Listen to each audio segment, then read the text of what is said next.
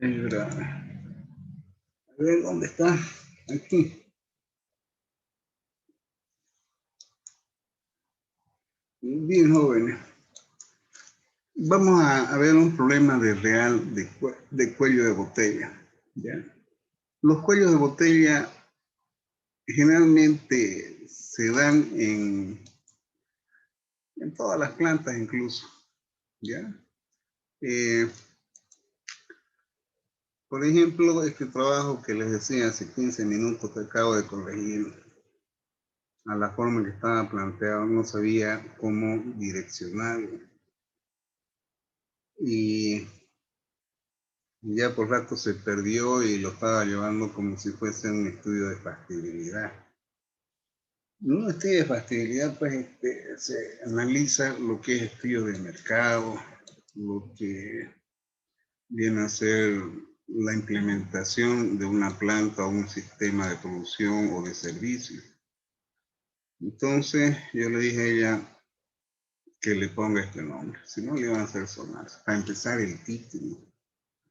El título es fundamental para definir, de tal manera de que su asesor, parece que se fue a la EMI, y lamentablemente quedó perdida. Pero vamos a ver en qué consiste un cuello de botella. Un cuello de botella generalmente está referido a que hay una parte del sistema de producción en la cual, si no se hace un buen mantenimiento de los equipos, o si el operador lamentablemente no sabe darle y aplicar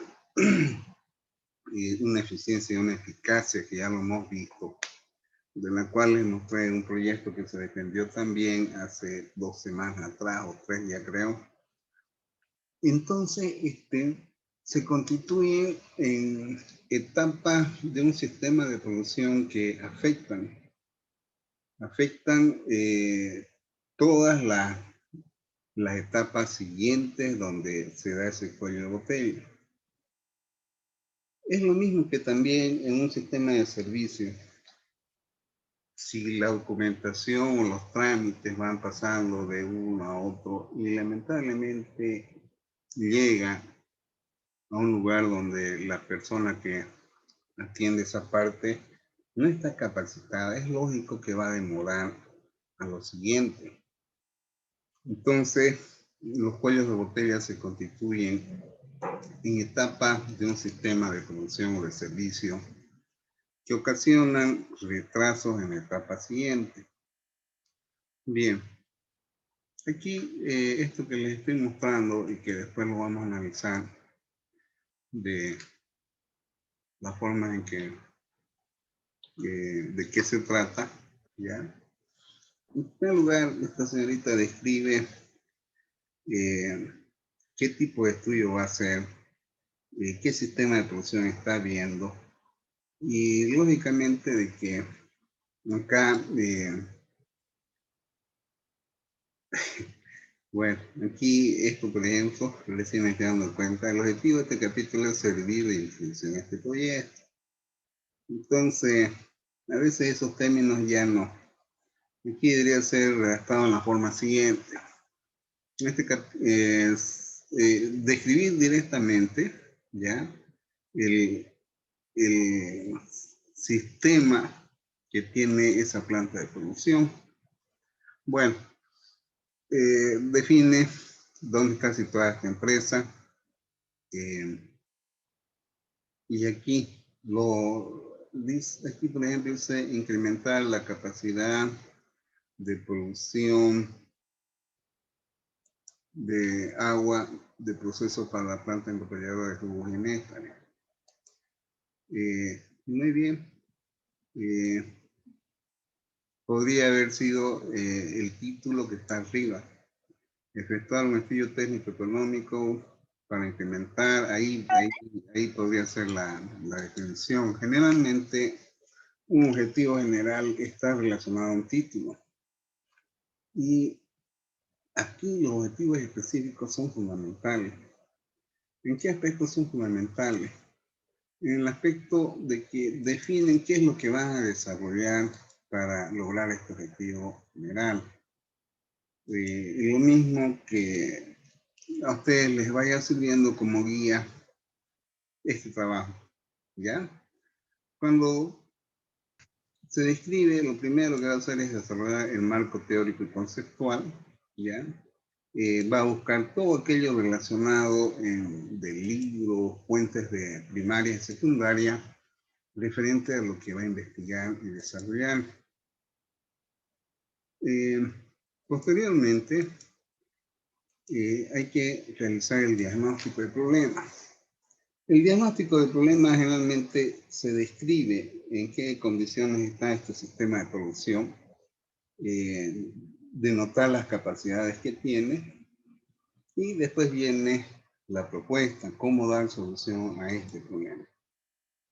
Lógicamente, de que uno de los tribunales que negó su trabajo le dijo no, no tiene un análisis para qué se va a implementar esa planta y por qué, y cómo va a reeditar económicamente. Y aquí, lamentablemente, la vi perdida la pobre. No, ni sabía para dónde disparar. Y eso es normal porque esto poco a poco se va haciendo, por eso a veces yo les digo a ustedes, me preocupa a veces en el aspecto que uno los guía, les va guiando poco a poco en su formación, esto sirve para esto, para el país, esto te va a servir en tu vida laboral. Y es la verdad, joven, ¿ya? Entonces, las delimitaciones generalmente están relacionadas, en primer lugar, dónde está esa planta, ¿ya? Qué es lo que se va a hacer como estudio técnico, hay que limitarlo, porque hay algunos que agarran y por pegar a veces, ¿y por qué no hizo esto? Entonces la delimitación es, aquí hay un error, ¿ves? Total, eso es tratada, ¿ya? Está enfocando un problema a solucionar de cómo mejorar este sistema de producción de agua tratada.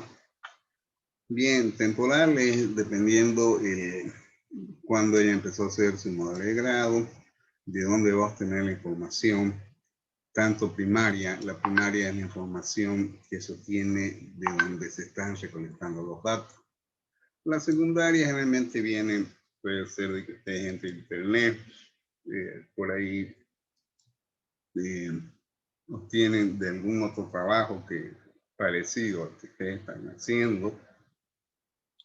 ¿Y en qué consiste la investigación? No sé si les puse a ustedes. Descriptiva generalmente está relacionado a describir, en este caso, sistemas de tratamiento de agua, ¿ya? Y es propositiva cuando ya se procura dar a través de una propuesta técnica, dar solución a un problema.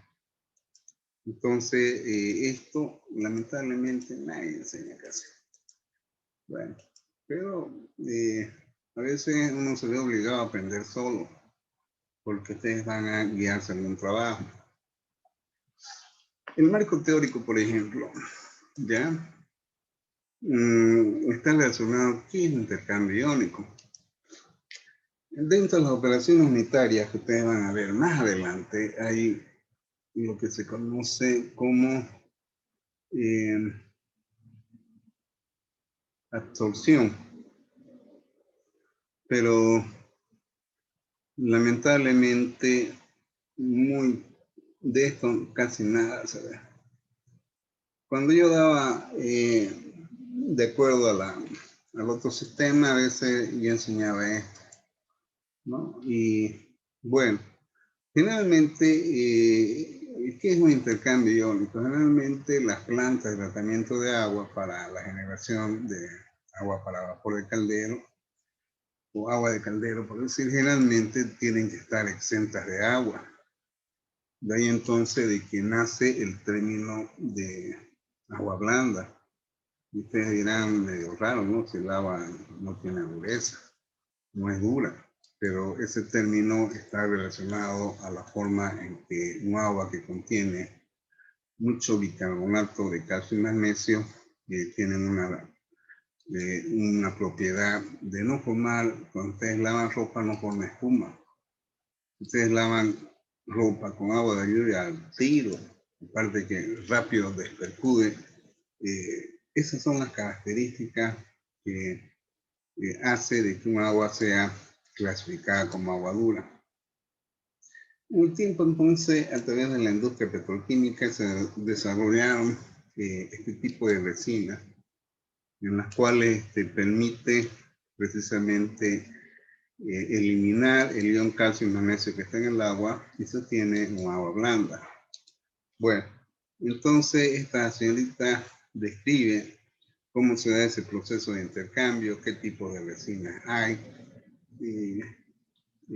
tanto resinas base ácida y base, bueno, tanto caniónicas y catiónicas, ¿no? Si por ahí alguno de ustedes que trabaja en una empresa y conoce esto, me alegro. Después habla de describir la cinética, cómo se diseñan estos equipos de intercambio. Habla de cómo diseñar una planta de esta, las operaciones que tiene. Y bueno, después entra a los conceptos de conceptos químicos que define qué es un catión, anión, qué es alcalinidad. Y aquí viene el problema que vamos a ver, cómo se origina un cuello de botella en este sistema de producción.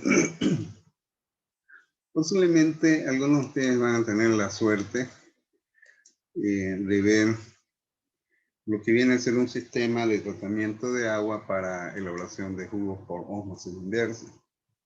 Bien, los antecedentes de la PIL, bueno, ya la mayoría creo que algo yo mencioné anteriormente. Y aquí habla de que usan bastante agua de calidad para la elaboración de sus jugos y néctares. Y acá empieza a describir la capacidad, ¿no? En primer lugar, habla de que se trabaja en 2 turnos laborales de 8 horas, en total son 16.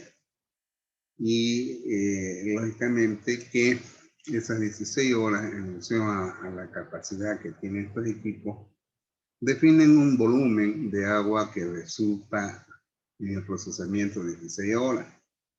¿Ya? Bueno, aquí habla del equipo posterior al ablandador y la capacidad que tiene la línea de envasado, aunque ya habíamos hablado algo, ¿no? De lo que vienen a ser las llenadoras. Bien, aquí dice que llena 12.000 botellas por hora, ¿ya? Y entonces, si se multiplica por 16 nos da esta capacidad de producción, aunque aquí esta persona que considera la capacidad nominal, ¿ya? Pero ya ella lo hizo así, de esta forma. Bien, o sea, con esos datos, ¿ya? Empieza a trabajar, todo su trabajo lo desarrolla en función a esa capacidad nominal. Un ratito, estoy viendo de que hasta en formato está, bueno, aquí está corregido, ¿sí? Bueno, vamos a emitir la media de cada media. Bien, bueno, en realidad habla de algo que, bueno, ahora recién viéndolo, dice que la regeneración se realiza en la hora posterior de acabar los turnos laborales. De ahí radica el problema. Y plantea ella lo siguiente: al incrementar un tercer turno laboral de función de agua blanda, se requiere implementar un segundo equipo. Ese es lo que viene a ser su propuesta. Eh, dice que el equipo que tienen no dará abasto. Dice, muy bien. Habla de lo que debe cumplir el agua, ¿ya? Y fíjense, esto lo voy a emplear un poquito. Voy a emplear para que ustedes puedan visualizar un poquito más lo siguiente. La mayoría de las empresas que producen bebidas, y bueno, aunque no produzcan bebidas, igual está en agua de pozo propio, porque si no tiene un costo alto si es de red pública. Generalmente el agua de pozo, dependiendo del lugar, ya se clasifica en función a la presencia de bicarbonato de calcio y magnesio, y aquí establece este valor de 300 partes por millón. El agua que está en del pozo lo almacenan, le echan cloro para eliminar los microorganismos posibles. Lógicamente que en ese mismo tanque se efectúa la agitación para una buena mezcla. Posteriormente pasa un filtro, ¿ya? Y aquí debe ser filtro en filtración en un filtro de arena, ¿ya? Pasa a un sistema de intercambio, que es lo que ya proponen mejorar para disminuir la dureza del agua, almacenarla, desinfectarla. Es casi parecido al sistema que les mostré de lo que era Sifón Santa Cruz, pero en volúmenes más grandes. Hablar de un proceso de 30.000 litros de agua ahora es alto. ¿Ya? Bueno, en este aspecto he visto de que su trabajo acá, pese que se lo acomodé un poquito, está bien. Eso es lo que, esto de aquí es donde estaba mal. ¿Ya? Tuve que volvérselo a dibujar. Por eso es que fin de semana me tiré un sábado parte de mis amigos en este trabajo y hoy día se lo acomodé. Es decir, de que aquí lo que hace es un esquema de que una bomba de pozo propio envía un tanque de almacenamiento. Esto sí es lo que me sorprende. La verdad es que imagínense un tanque de 200 metros cúbicos de capacidad, 200.000 litros. Ven, yo que trabajé en una cervecería, teníamos un tanque de 50 metros cúbicos, que era un tanque elevado, que era grande. Un tanque de 200.000 litros miércoles. En realidad no sé si realmente es para abastecer toda la planta de PIL. 200 metros cúbicos es grandísima, son 200.000 litros. Y me imagino que no debe ser un tanque construido de metálico, porque para mí es muy grande, no sé. Bueno, pero ella lo describe así. Entonces, fíjense de que este agua, antes de que entre un tanque de almacenamiento, ya, al agua que se va a usar en el proceso, le adicionan hipoclorito de sodio entre 0,1 a 0,2 partes por millón para eliminar los posibles microorganismos que el agua tuviera de su fuente de origen. De aquí es de que mediante una bomba, ya, por ejemplo, todo este sistema tiene una producción de 30.000 litros hora. Si alguien tiene máquina y divide 200 entre 30, ¿cuánto sería? ¿Alguien tiene alguna idea? A ver, 200 dividido entre 30, Inge. sí. 6,666. ¿Cuánto? 6,666 me sale. 6,66. Es como si en 6 horas lo haría bolsa esto. A esta agua almacenada. Si fuese así. ¿Ya? Porque entonces en 6 horas de producción lo hace bolsa. Lógicamente que a medida que esto se va agotando, si esto trabaja con un sistema de nivel que envía información a este, cuando llegue a la mitad empieza a bombear. Bueno, dependiendo de la capacidad de esta bomba, va a suministrar agua acá. Bien, entonces fíjense, acá son 30 metros cúbicos hora. El primer turno trabaja 8 horas. Sería 230 por 8, serían 240 metros cúbicos de agua. O sea, vamos viendo este proceso para que ustedes vean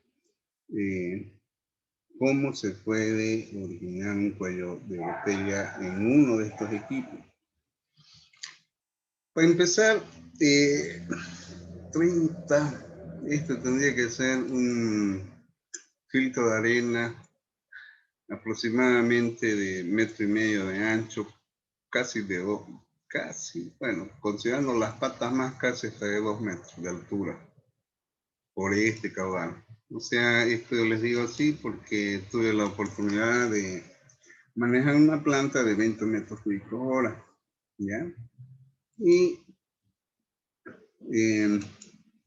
esta planta ya va a enviar el agua que se trajo de acá con sus características físico-químicas que le confieren, más que todo la dureza de 300 partes por millón. Y este es el equipo clave. Este equipo es lo que dice acá, tiene la misma capacidad de este filtro de arena. Y supuestamente este equipo ha sido diseñado para trabajar en 2 turnos.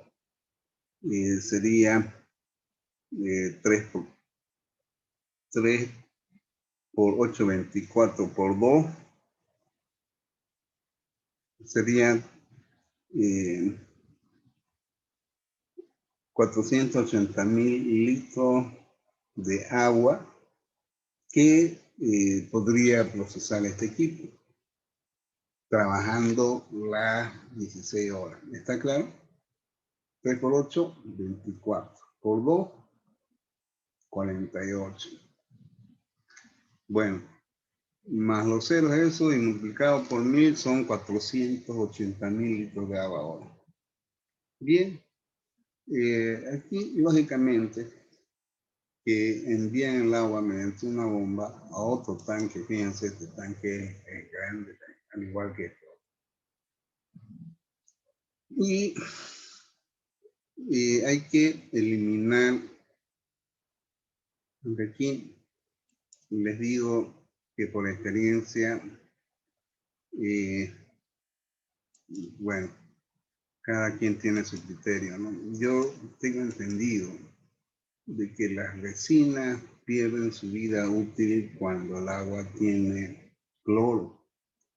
Entonces, para mí es de que el agua que han desinfectado, por más que esté en bajas concentraciones, a la larga le va a quitar la vida útil a la resina que está acá.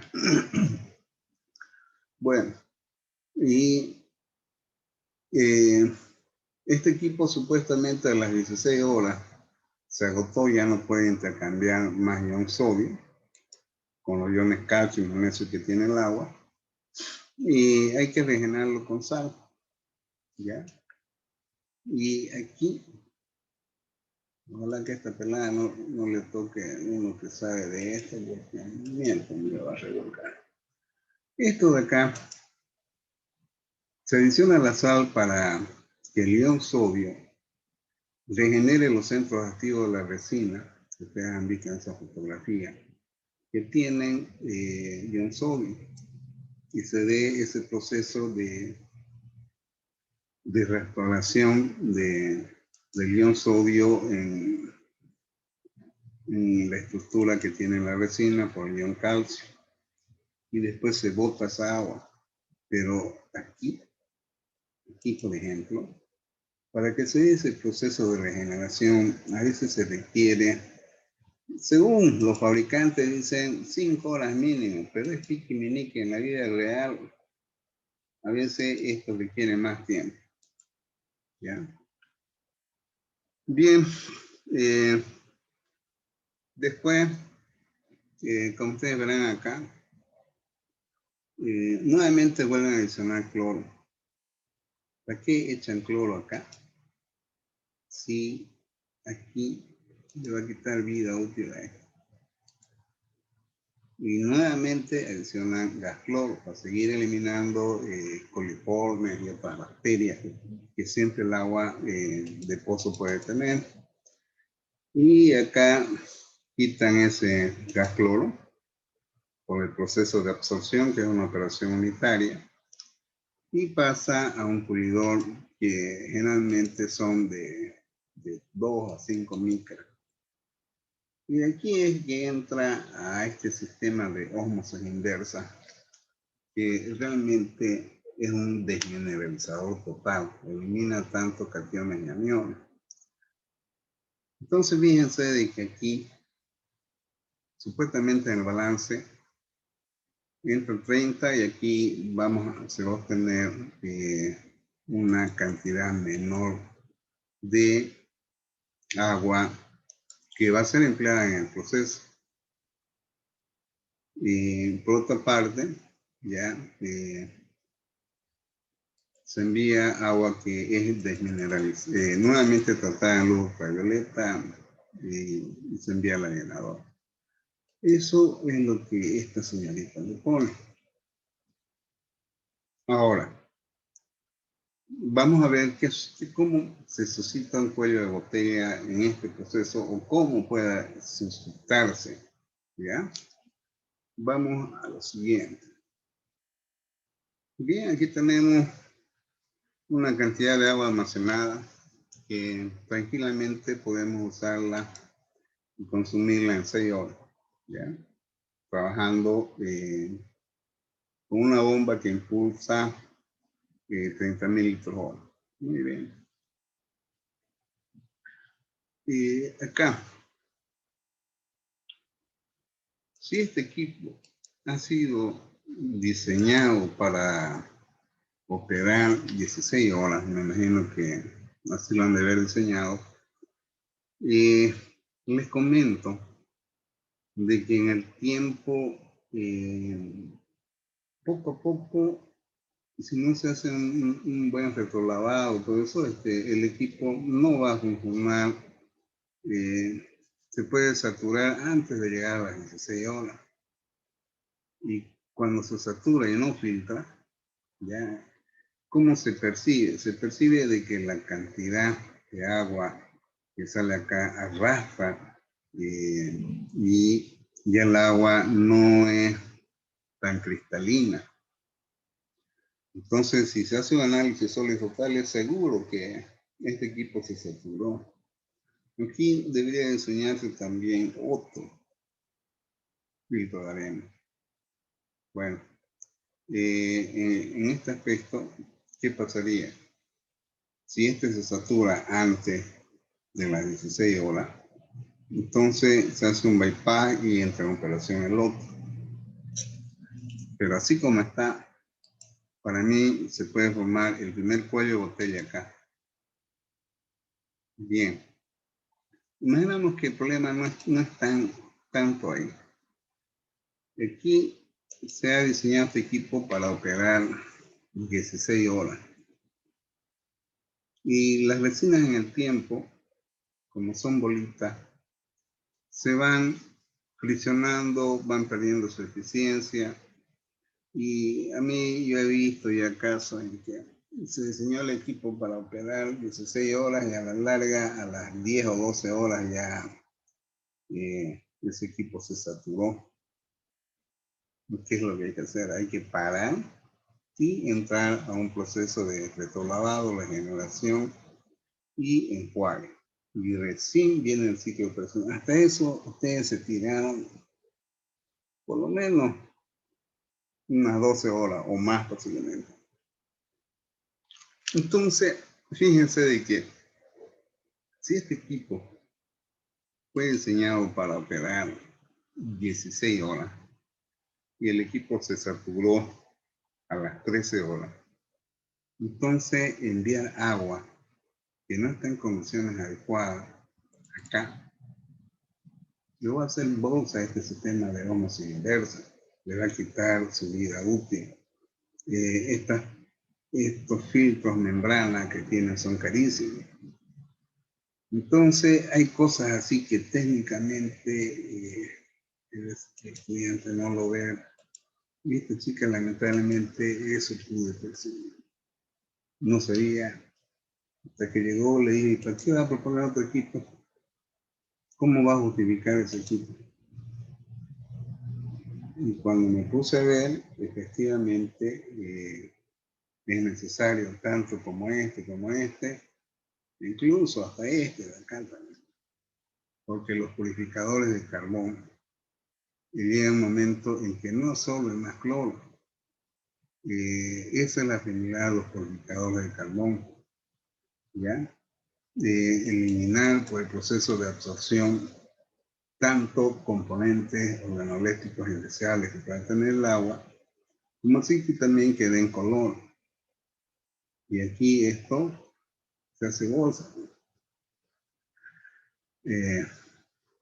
Bueno, fíjense, este se constituye un cuello de botella. ¿Ya? Entonces, puse a ver qué es lo que he hecho. Y después describe lo que es el proceso de producción de jugo.